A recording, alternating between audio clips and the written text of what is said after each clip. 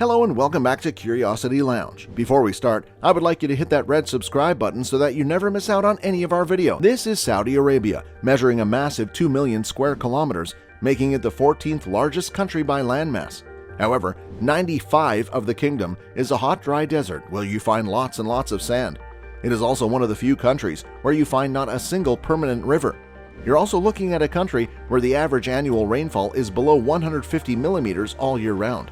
However, if you zoom in on the country, you will see something totally unexpected: arable land. Saudi Arabia is dotted by a network of farmlands where agriculture thrives, letting farmers harvest many kinds of fruits in the hot desert. You'll also immediately notice that most of the farmlands are in circles. The nation has 35,000 square kilometers of arable land, which is larger than the Netherlands and more than 3 times the size of Qatar. However, in the early 60s, Saudi Arabia had only 400 square kilometers of arable land.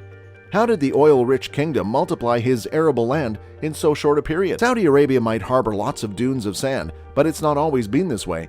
Approximately 10,000 years ago, Saudi Arabia saw a significant increase in rainfall and an expansion of lakes and vegetation, which supported human settlements across the peninsula. In the millennia that followed, however, a series of extreme droughts led to drastic ecosystem changes. Humans would adapt and continue to inhabit the sandy country.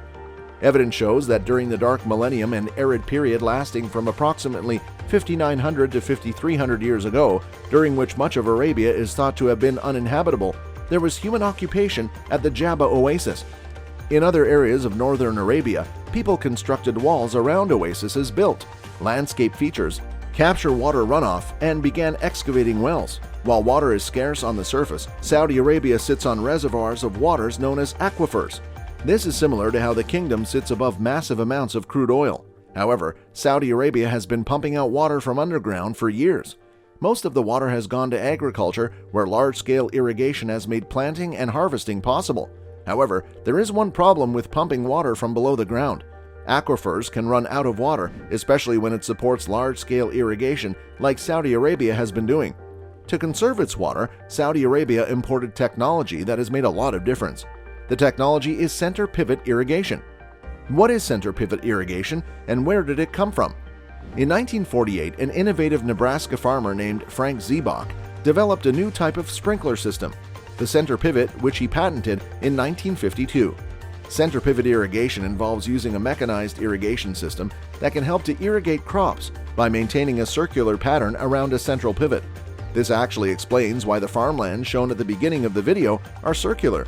The major part is a lengthy radial pipe that is supported by sprinkling towers. These towers pivot around a center point of the whole mechanism.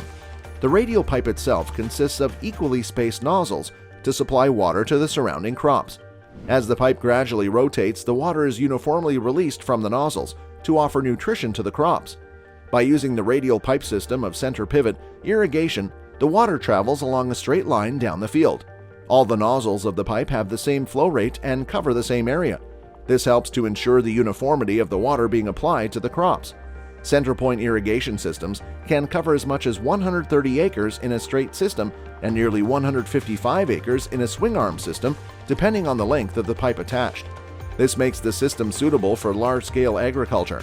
The design of this system is such that the sprinklers located near the pivot tend to cover a smaller area compared to the nozzles located at the end of the pivot. The main components in a center pivot irrigation system include the pivot point, which the whole mechanism revolves around. It is the area where the water first enters the pivot pipes.